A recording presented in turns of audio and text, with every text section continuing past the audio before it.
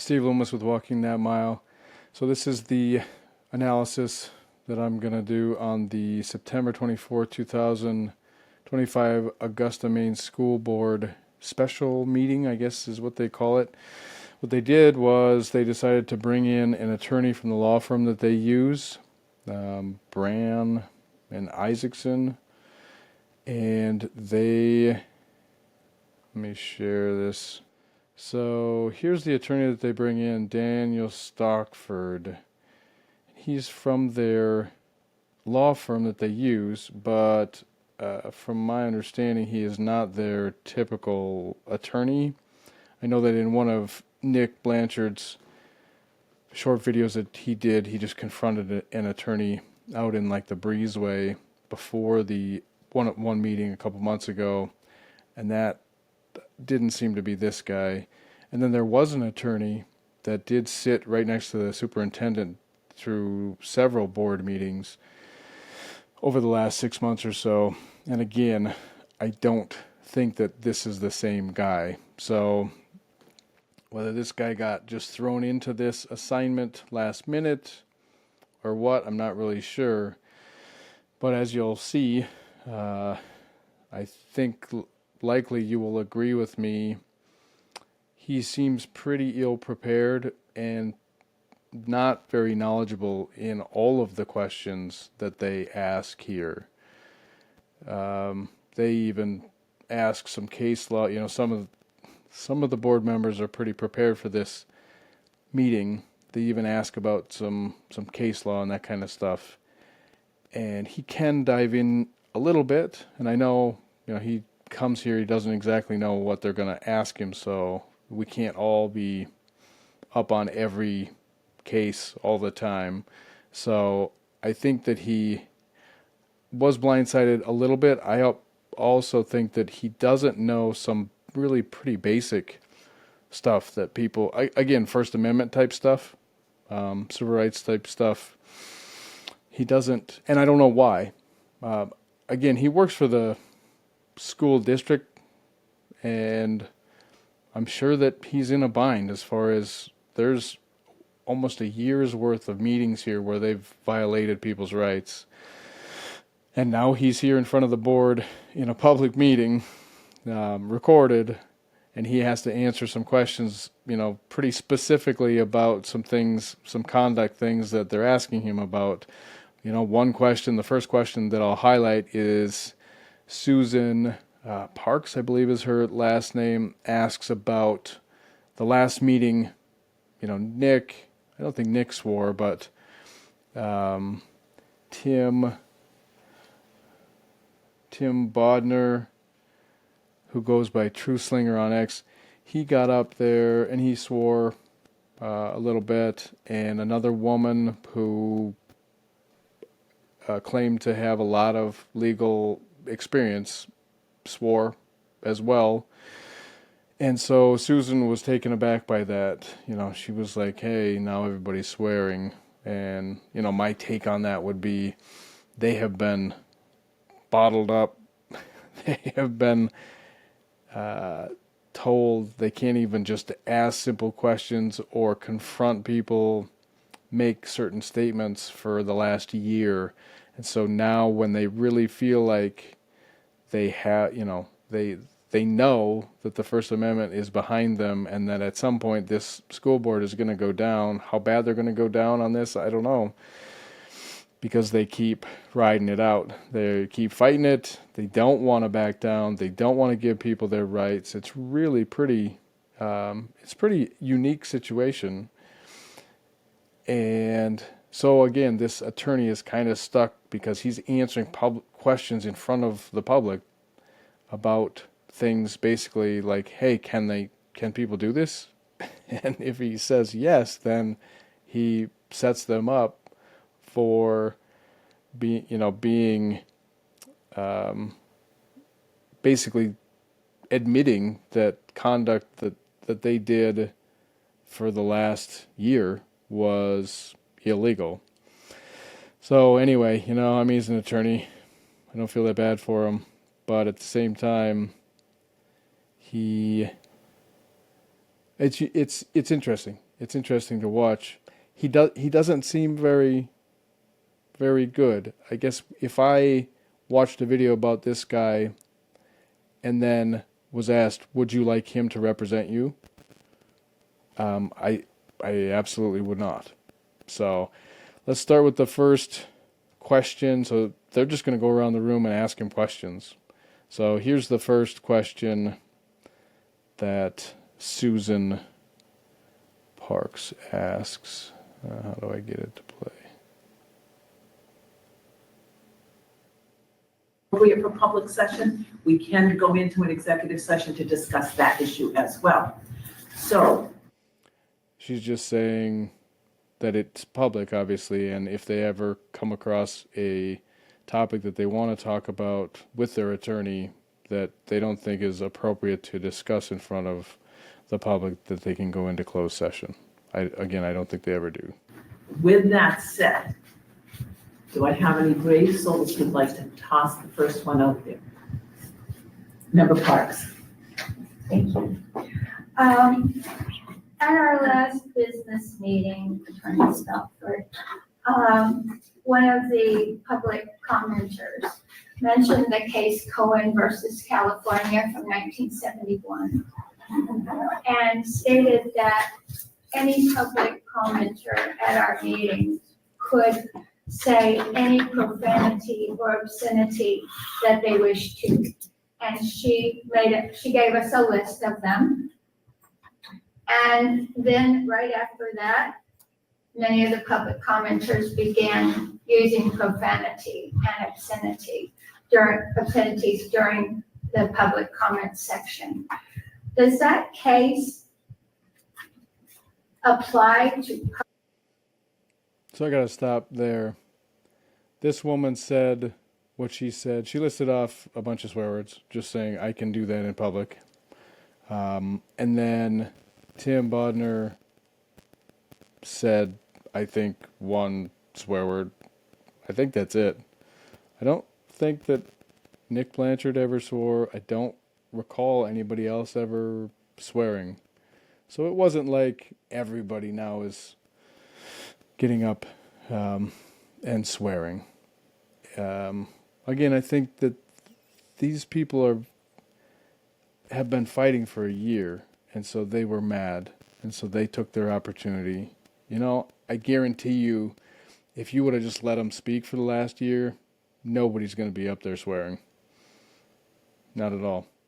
Public comment segments of a school board meeting in Maine in which we can make guidelines for the public comment section. So may people just say any profanity, any obscenity they wish to make during that section. Yeah, Thanks you. For the question. So here we go. Here's his canned answer, and it's pretty crappy. He hems and haws, and he doesn't really know what to say here, but he's going to say, well, this is a, limited public forum. There's limited, and what is it limited to? It's limited to the topics of education. So if you're trying to sell cryptocurrency, they can cut you off, right? But if you're talking about anything at all related to education, and in Maine, in Augusta, but in greater Maine also, there's a lot of things that are included in education these days. Furries, apparently, transgender stuff, transitioning kids behind their parents' backs. Those are all things that are now part of education in Maine, or at least have been part of education in Maine. So there's wide leeway here to talk about things that are included in a public school education currently in the state of Maine. It's good to see everybody. Thank you. This Sorry. is one of my colleagues, when I first started practicing law, used to call this stump the lawyer. Break the ice there with a little joke, but I just wanted to stop and say, man, this area, I know that they're in a school, they're in a cafeteria, but the echoey is a pain. to listen to for an hour and a half, 2 hours. We'll play a little game. I haven't read that case, so I can't speak specifically to that case, but generally, there's an ability to, your public comment period, from a legal perspective would be considered a limited public forum. And there is some ability on the part of the chair to regulate what is said and the appropriateness of what is said. In a school environment where... So far he's good, right? Yep. You can limit it to, again, it's not, you can't say anything you want about anything, okay? But anything involving the school at all is open season, including employees, including, again, issues with students, certain teachers, naming employees. That's absolutely, completely salaries and vacation time and all that kind of stuff. That's absolutely on the table. But he's not gonna give you that. Profanity and expletives, would potentially, be contrary to your mission and purpose and your mission of educating kids. I think there is some ability to regulate the level of discourse that occurs and to address profane and inappropriate commentary. Here you go. Like, this is the same bullshit that we've been talking about for the last year. Profane? What is profane? Okay? What is vulgar? He's right back to the nonsense that has got us in this position in the first place and caught my attention so that I decided that I couldn't be quiet. That this is a terrible answer, and this we are in my recording, we are 4 minutes in, 4 minutes and 47 seconds into my recording of this 2-hour meeting, and I don't trust this attorney at all. I don't think that he's competent. Okay? And maybe he's competent in other areas of law, but I don't think that anything else that's going to come out of it, if he can't answer this simple question, then I don't think that he's going to give us much. And we'll probably see that from here on out. But so I think that is worth your policy committee looking and the board looking at in connection with potential amendments to your policy around public comment. Thank you very much. Not going to get off that easy, I don't think. Anybody have anything else that they've been wondering about? Member Dan Boyce? I'm curious, when we talk about defamatory remarks, I guess I'm curious as to why it's the school board's responsibility to police that. And if somebody, in my profession, if somebody makes a defamatory remark about me, my employer does not go out correct whatever the patient says. So why are we policing that? I guess I just want to know from a legal perspective, is that a responsibility? Is that a responsibility of their union if something is incorrect? Yeah. so this is a good question too. Like, why? Because that's what Muffy says a lot of times. These are defamatory. When she shuts somebody down, you are making defamatory remarks. And defamatory meaning that it's not true, and it's going to hurt somebody's reputation. And the question would be, Muffy, how do you know that that's not true? Whatever this person said. So I think that she doesn't know the definition of that when she uses it, I think that it's in the policy, and so she just, regurgitates that. But that's what defamatory is. And then she even said in a different meeting, like, hey, we could be held liable if we let somebody say something defamatory.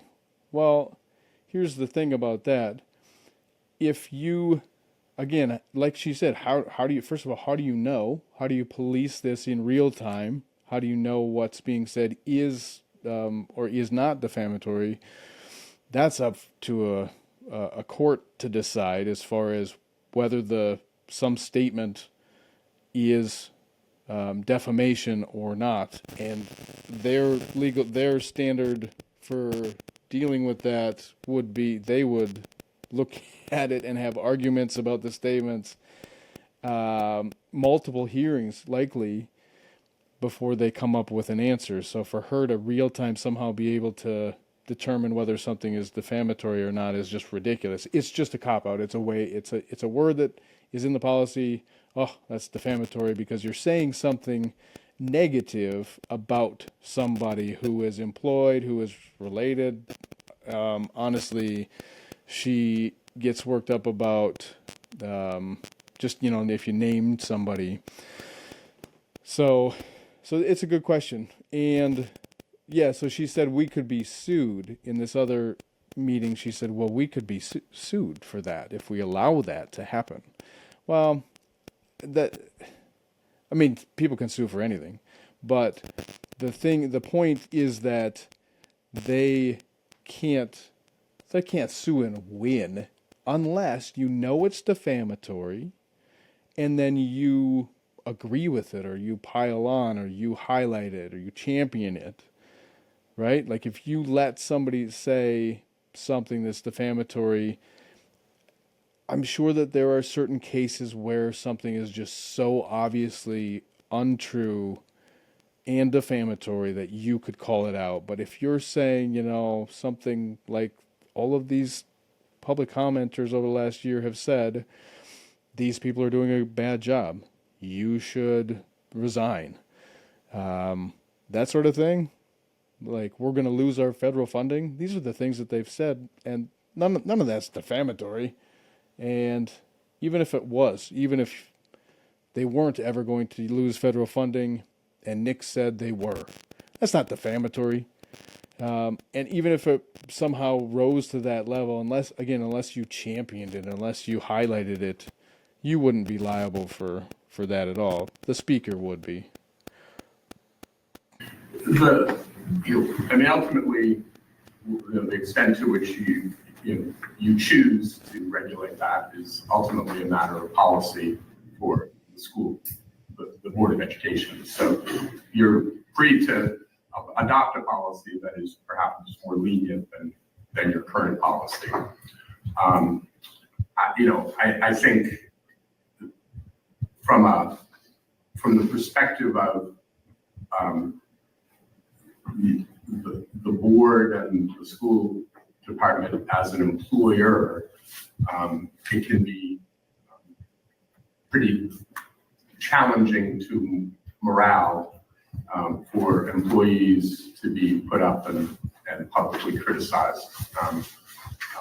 And I think that's why most school boards in Maine attempt, try to do the best to protect employees from that level of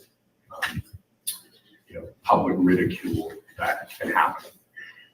And as I think you're probably aware, and we've discussed, under the law, it's permissible. It's not permissible to say only only derogatory comments are prohibited.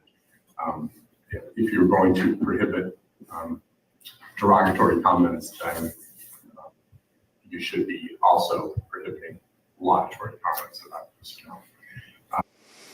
Okay, bullshit answer number 2 here. Like, wow, this is absolutely terrible. It's uncomfortable to be called out on the carpet. Yeah, it's uncomfortable. Unfortunately, that's part of the deal. yes, your employees can be called out under the carpet and will be when this school board gets its act together, okay? That is that is a terrible answer. You don't, yeah, it's uncomfortable, therefore we should regulate it. No, it's, yeah, I get it that it can be uncomfortable. You shouldn't regulate it because then you're violating somebody's right to free speech. And then he goes on, and he seems to be regurgitating or has been fed some lines or something. These are things that they have talked about before, as far as, well, you can't just shut down the negative comments, you need to shut down the positive comments too. And here we are right back to what the hell are you talking about? So now you can't say anything negative about any employee or the board or the school or anything. You also can't say anything positive about the school or the board or anything. Why would people come up and comment if those are legitimate rules that can be enforced? That there's nothing to say. What what could you possibly have to say to the school board if it's not negative or positive? Like, I had an okay day today. Like, you guys are doing okay. You see how ridiculous that is? This guy's an attorney.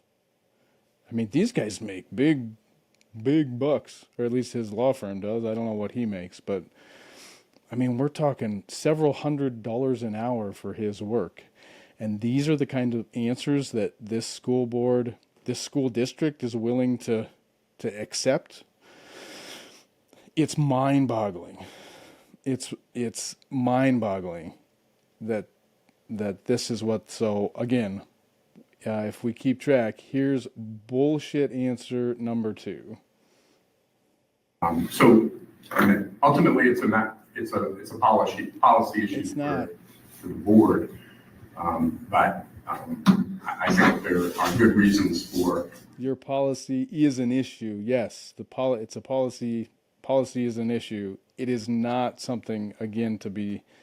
Maybe he doesn't know that this has been going on for a year. Again, he's not the current attorney, or he wasn't the regular attorney, apparently, and so maybe he has no idea. But to have him walk in here, either this is the way that these guys do this, which is again asinine, that this is a broadly accepted, these are broadly accepted answers throughout this firm, or he's been fed a bunch of stuff, or he's just not that bright. I don't know, like, Trying to minimize the potential embarrassment or ridicule that employees can be subject to through that type of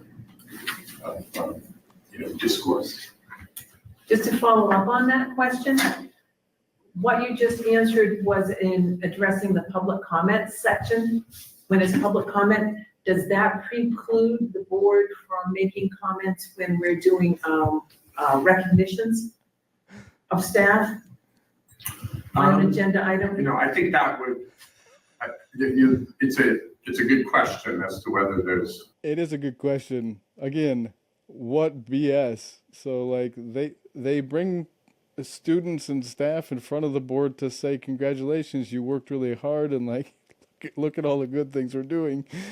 And now she's asking if we can't even do that. Well, that's what you're saying, Mr. Attorney, sir, is that, well, and now he's going to fumble over his answer for this too. Different rules. I mean, your public forum is when members of the public get up and talk. So that doesn't preclude the board outside of the public comment period from reacting to recognition or when teachers or administrators get up and talk about their programs, saying complimentary things. So What does this sound like? Rules for thee, but not for me. So outside of public comment, you guys can, like, things can be, we can say whatever we want, positive or negative. But when the public steps up, they can't be positive or negative. Oh, geez. It's really, the issue is during the public comment period, with less privacy. Thank you. Member Parks, did you have your hand up? Yes, I did. You use both the terms, the term defamatory and derogatory in your answer to member Gamboa's question. Are those synonymous in your mind? No, I don't consider them synonymous. No. It doesn't matter. They're both allowed. This is just ridiculous. I'm going to skip past this because this is just... Defamatory generally means a false statement of fact about somebody that's harmful to their reputation. I agree that it's not always possible in real time to judge whether a particular comment is, false. I think it's appropriate, as a matter of policy to prohibit those comments. But I think where statements are defamatory or derogatory, and again, this is a matter of policy for the board. But if you have a policy that prohibits those types of statements, and you apply it to both positive and negative statements, I believe that is legally defensible to have that policy in practice. Thank you. Member Hicks? Were you calling? Yes, okay, good.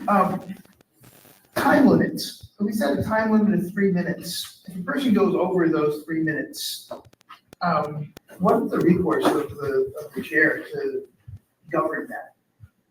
I mean, a few sentences over 3 minutes, but then if they just stand up there and keep going. Yeah. I mean, the chair is certainly pretty. Again, not something that needs to be delved into too deep. Yeah, give them a chance, give them some warnings, and then, order them out, whatever, stop the meeting, that kind of thing. I know that they've switched to not having law enforcement directly in the building there. The last couple of times, there have been people who have stood up there for an extra couple of seconds, and when the security guard that they've switched to using instead of law enforcement approached, the people back down. It's not something that you need to talk about for months and months and months. You will realize the situation when it's like this person is not okay. They are maybe having a break or something, mental break or something like that, and they're not going to leave, and they're causing a disruption and they're danger and all that kind of stuff. And then you call law enforcement. But if somebody's upset, like Tim went over and even asked before the time stopped, saying, "Hey, when that timer goes off, I ask you to let me finish." The time went off. He continued. They didn't let him finish. They called the security guard up. He approached him, had a brief conversation, and Tim left. And that was it. And yeah, they were making a little bit of a scene. Tim, I think, continued to read what he wanted to read as he walked out the door loudly. He got out the door and they moved on with the meeting. The only reason that they're dealing with people who are doing those kinds of things is because for a year they have let Muffy shut people down. And that is the real issue. People are fighting back now, and they don't fight just right up to the point of like, these are our rights, now we get our rights back. They're going to push, right? We're going to make it a little bit more uncomfortable for you as the board and the board chair specifically now because we've been under your thumb for a year, so. To cut the person off if they're who has been warned to leave the podium, or it just gets to the point where it becomes an argument back and forth. Are recesses considered a violation of free speech? If we take ourselves out and call a pause to the meeting, what is that? Is that okay for us to do? Is that? I kind of cut off her question there, but she specifically, I believe, asked about if somebody's not leaving the podium when their time is up. And of course, that's not a violation. You've set a time limit. Now, of course, the time limit itself can be an argument. Is it enough time or not?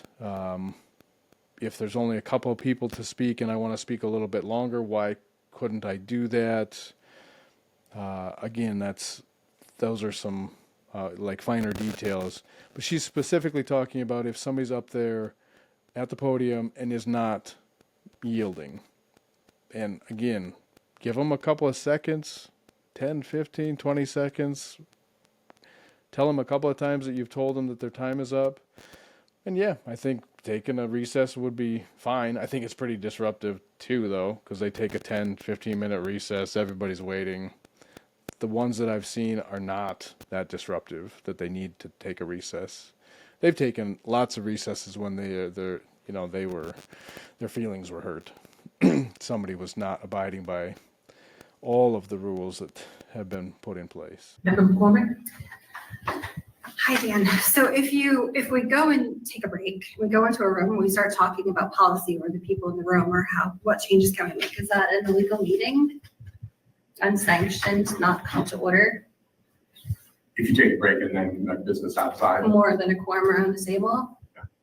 Yeah, I mean, it depends on whether the committee is transacting business during that time. But if you're having a substantive discussion about issues, then that should be part of the public meeting, and the public should have access to it. Mm-hmm. I think Mr. James Orr mentioned something about that too, that happens or has happened in the past, where they take a recess, or the last meeting or 2 meetings ago, the meeting got cut off, the video got cut off, and I'm a long way from there, so I'm not going to these meetings in public. And then they started conducting some additional conversations that seemed like official business to him, out of camera view, out of public view. So it seems like there's some other issues besides the public comment thing that are going on here. So I'm not privy to what this is that she's talking about.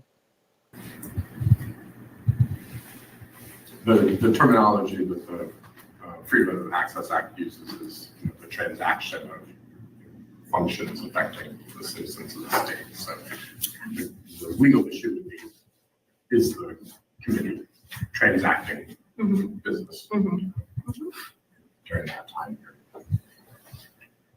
Member Fortunato? So another thing that seems to come up a lot is that there's a verbalization from folks, and perhaps a misunderstanding, is that our business meetings are meetings that we hold in public. They're not public meetings. Can you talk a little bit about what a school board meeting does versus a public meeting? Again, they're really hung up on this. It's in, I think it's in their policy. Their policy is really long. And it's in their policy that specifically says this: hey, this isn't a public meeting. And I guess what they mean by that is it's a business, it's a school board meeting. Okay, a public meeting would be something where I could try and sell you crypto, or talk about my last hunting trip, or anything that I wanted, because it's just a public meeting. I guess I can't even picture what that would really be, like a book club or something like that. What they're hanging on to so tight is that it says, hey, this is a business meeting. This is our business meeting. We're trying to conduct a business. And it says that this is we can limit the public comment. So it's limited comment. And again, the limited comment is only about education. That's it. Whatever you think is related to education, you can talk about. Okay? It has nothing to do with words, the words that you can or cannot say, vulgarities, defamation, any of that kind of stuff. Whether you can or cannot say employees' names, or say that they should be fired, or say any of that kind of stuff, That's not what you're limiting. You're just limiting it to education. And so she's hoping that she's going to get another answer from this attorney about how, yes, it's a limited forum, it's a limited meeting, business meeting held in public, not a public meeting. Yeah, I mean, you're here to, in any meeting, you're here to do the business of the school committee. So it's not a free-for-all. You have the ability to, establish rules and parameters around how people engage with the board. So I don't know exactly what you're comparing that to when you say public Like a meeting, limited public forum is a term that we've been, the differences between the two. I think there's been a lot of people who have spoken, who have made several references to the fact that this is a public meeting and they should be allowed to say what they'd like to say, but that's not necessarily correct. It is a limited public meeting. Is that correct? Madam Chair, Go ahead. the difference, sir, between limited public forum and an open public forum. I think that's right. Okay, I'm sorry. Yes, thank you. Yeah. Yep, we've all said it now a bunch of times. It's limited to education, okay? You can stop somebody from talking about something that has absolutely nothing to education. But education encompasses lots and lots of things. Curriculum, teachers, salaries, again, transgender and sports and all that kind of stuff has now been thrown in there. Gender identity, that's all been thrown in there now too. Those are all things. Salary of people, anything, building, finances, taxes, the school board, anything. That's it. So yeah, I mean, a limited public forum is not a opportunity for anybody to get up and talk about anything. You have a policy that says the purpose is to talk about education and school matters. So that right there, you are defining what's permissible. Terrible. And then wrong. You have a policy that sets rules around how people engage, and that is permissible in a limited public forum. Whereas, if you have a public park and people can get up and exactly. what can be Just ask, is this our policy, Katie? Yep. And it's what again? Could you say it again? Which one it is? It's the first one. Just ask, is this our policy? Just ask, is this our? not aware that there's any specific requirement that correspondence has to be responded to. Can I read a policy super quick? It's a very short one. This is policy AB, the people in their school. Not aware that there's any a public park and people can get up and say whatever they want, and that that's an open forum. You're opening it to the purpose of that type of meeting is not to is not for a public body to do business, and therefore the rules are more restrictive as to what can be limited in that type of context. Thank you very much. And the performance? What is there a requirement for school board members to return emails to constituents? Yeah, so Nick brought this up. I'm not sure what he presented to the board the other day. He did present something. He handed it out. He requested to be able to approach what I guess is called the dais, which is where they all sit.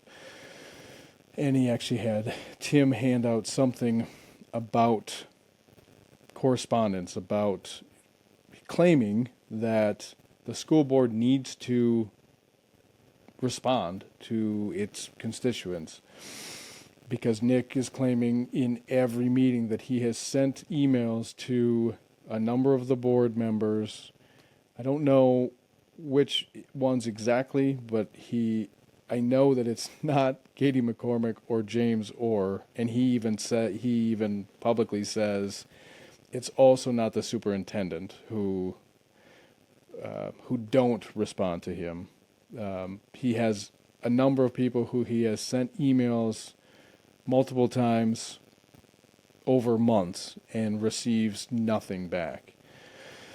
And so he claims that there's some sort of violation there.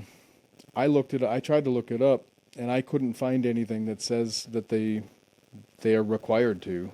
Obviously, it is good practice. It's what you're supposed to do if you're a good board member, if you actually care about your job and care about the people that you're supposed to serve and the students that you're supposed to serve and all that kind of stuff. You should respond. And so for a number of these board members to not respond to him, even though they completely disagree with him, these other board members completely disagree with him, want him to go away. It's very obvious. They want him to go away. They want him to stop showing up for public comment. They disagree with him. But even that they should write back to him. They should respond to him. They absolutely should. But they don't. And I think it's dereliction, but it's not, officially dereliction. Anywhere? I'm not aware that there's any specific requirement that correspondence has to be responded to. Can I read a policy super quick? It's a very short one.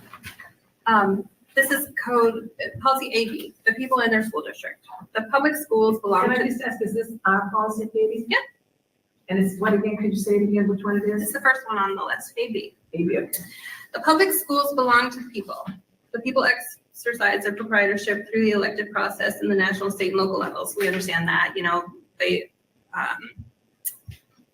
elect the state and federal representatives who establish the framework of the law, which the schools operate. Then it says the people elect a school board to represent them to determine local educational policy. The board is mindful that the people are the ultimate governors of public education and that the board is directly accountable to the people. The board also believes that accountability is a shared responsibility involving students, teachers, administrators, including the superintendent and the people themselves, which makes sense because parents are responsible for getting their kids to school and then we'll educate them. I'm struggling with a threshold of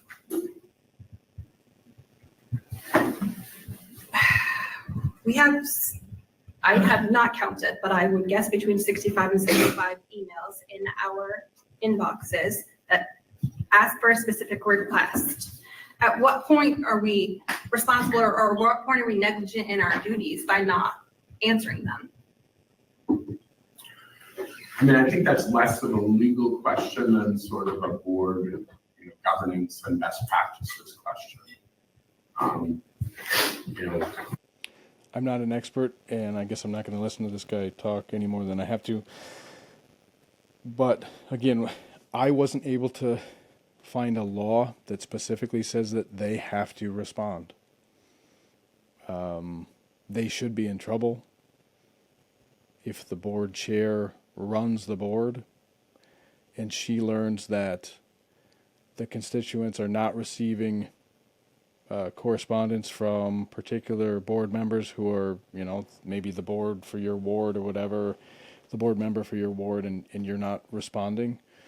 I think that there should be action taken.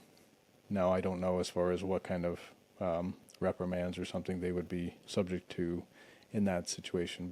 But obviously you're not there you're not there for the right reasons. You're not there to answer people's requests. And I don't know, she says 50 or 60 emails that have gone unanswered, but they're requesting specific information. I don't know if it's specific information, specific responses, or what, but they're left there.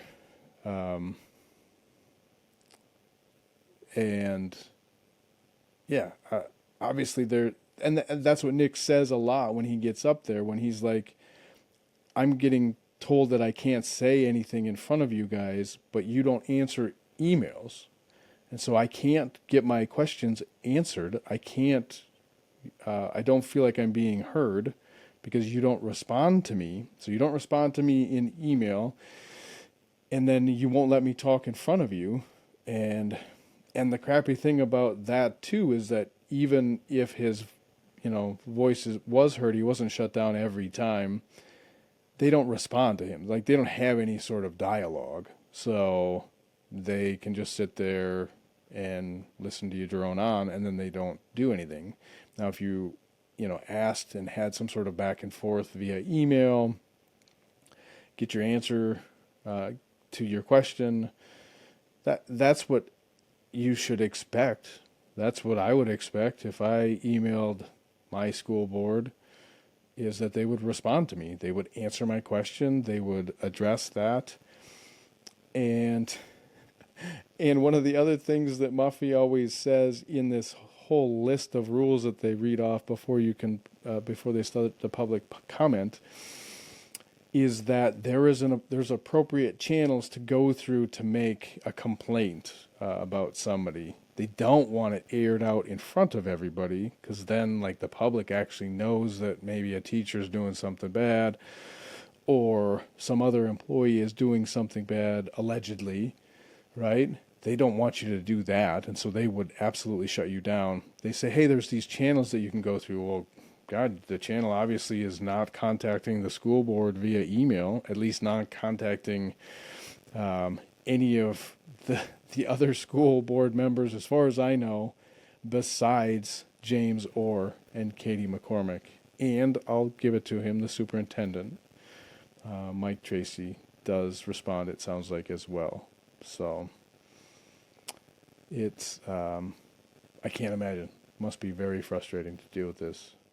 Certainly, I think it's probably good practice Yeah, for. good practice. And so I only got 35 or so emails, but those all were about the chairperson resigning, over which I have no control and over which I have no comment. So the content of the emails, wouldn't that determine whether it requires or wants a reply?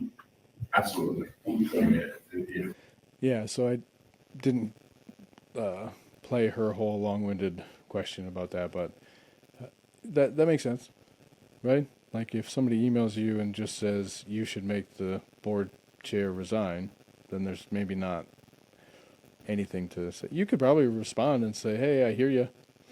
Thanks for your concern. That's honestly like the most professional thing to do would probably be that.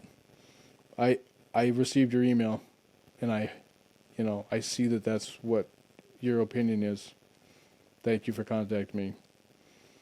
And if you want to fight back and say, no, I disagree, then okay, have that conversation. But if you're not willing to do that, then that's fine. Just say, thank you. Thank you for your concern. Member Orr. No, sir. So we've had the words defamatory and derogatory being spoken about.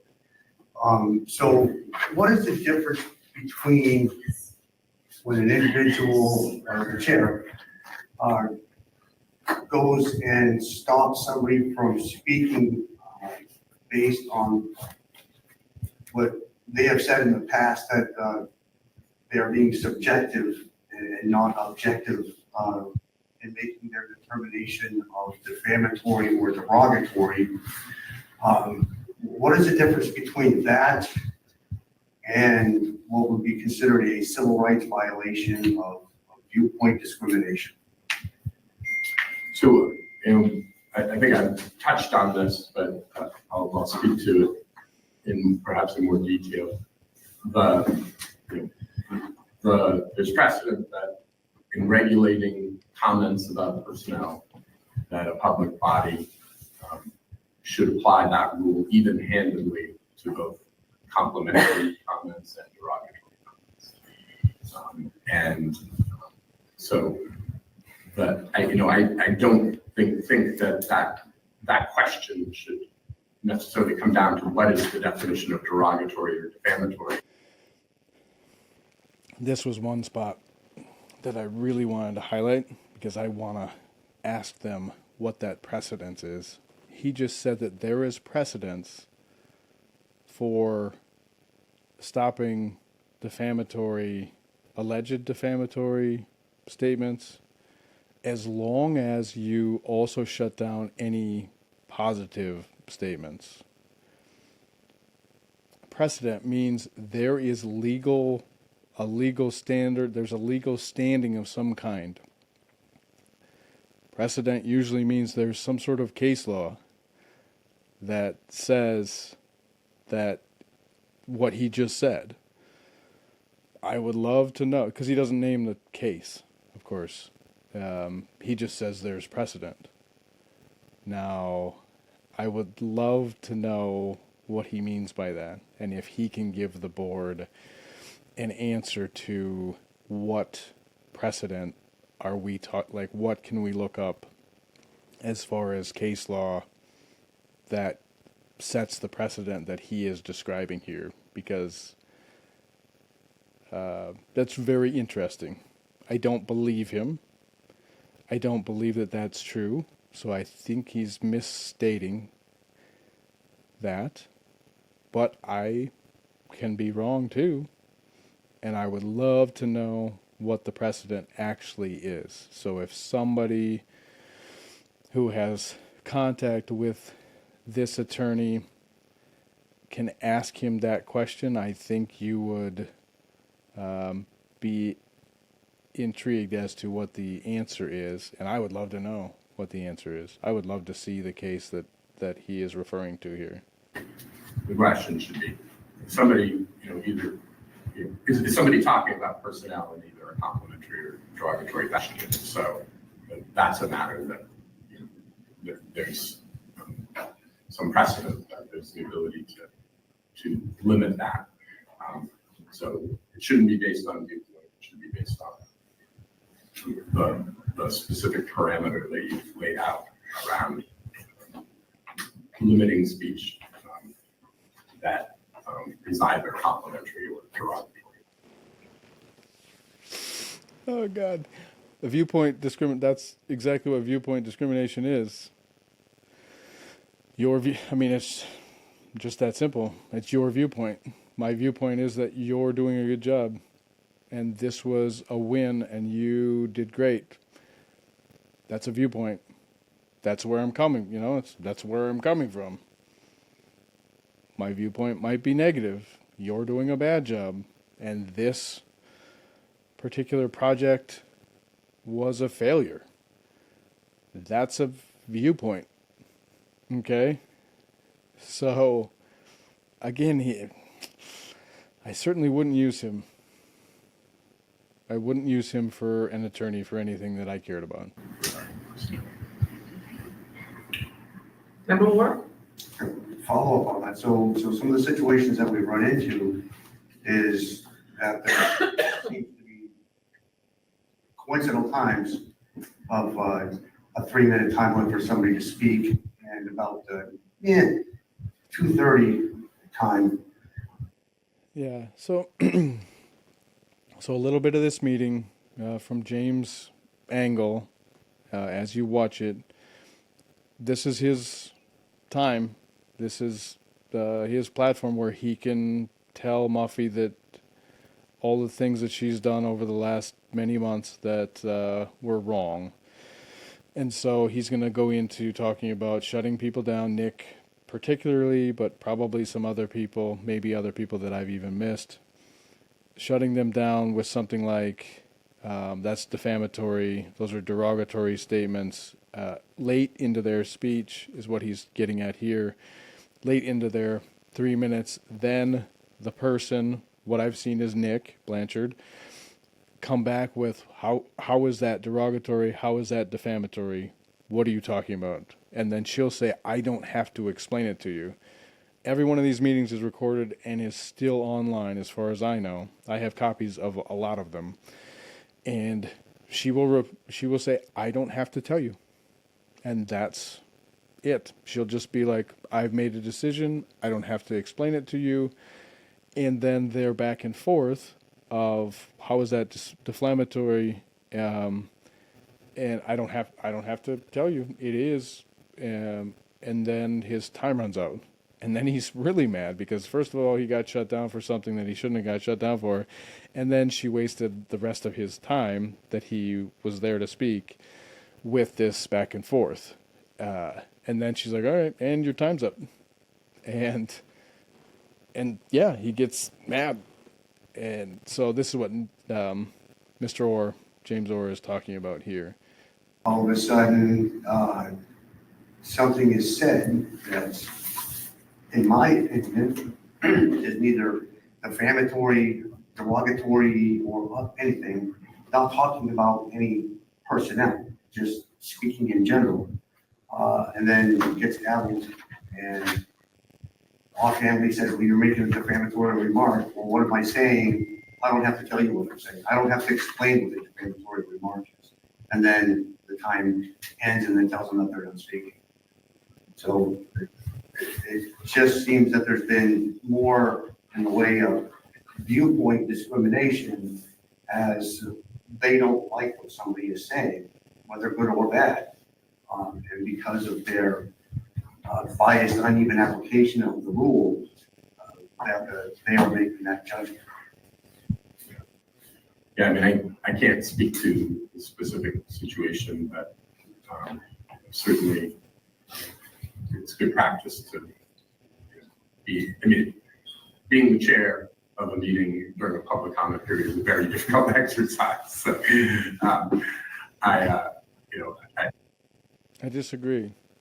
Now, I've never been one, so take that for what it's worth.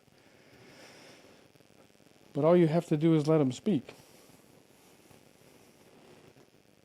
It's not that hard.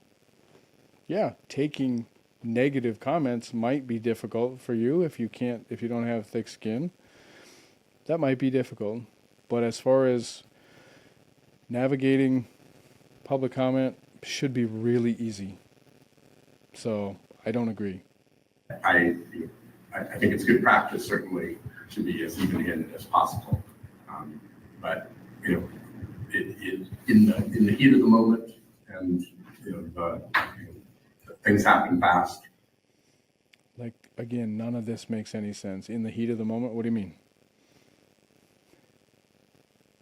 What's the heat of the moment? You're getting yelled at and told that you're doing a bad job? Just sit there and take it. Okay, things happen fast. Again, you know what I do for work. I'm in law enforcement, okay? When we talk about in the heat of the moment, we're talking about like a physical confrontation. Things happen fast. We're talking about somebody produces a weapon, okay? That's what in the heat of the moment and things happen fast. Like those are situations that really go bad quick. Okay? We're talking about somebody standing up at the podium and telling you that you're doing a bad job.